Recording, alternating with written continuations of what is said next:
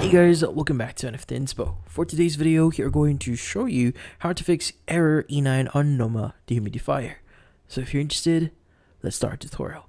Now, if you're seeing the E9 error on your Noma Dehumidifier here, it usually means that the humidity sensor isn't working properly. So how do you exactly fix this?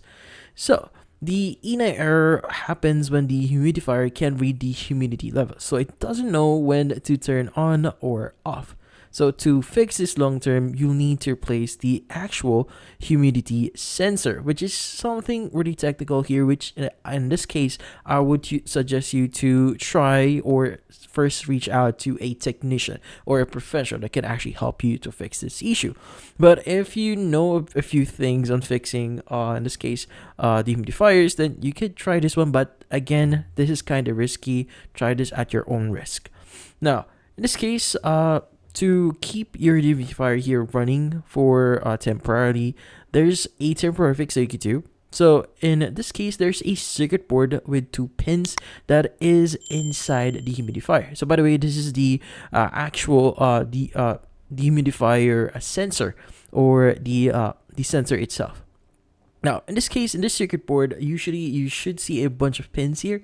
And what you need to do is you need to actually connect these 2 pins here. So just these 2 pins that you see here. So in this case, you need to solder these 2 pins in order for you to bypass the actual humidity sensor. Now, just keep in mind that after doing this, you need to manually turn the dehumidifier on and off, because it will keep it running continuously. This should help you keep it functioning while you wait for the replacement part. But then again, this is kind of risky, so I would just suggest you to contact a technician, because again, this is something really technical and you might even break your dehumidifier here, and in the long term, it will not work for very long, so you might need to buy another one. So again, I suggest you to contact a technician for this one, because of the issue. So hopefully this video was able to help you. Like and subscribe to NFT Inspo. Thank you for watching.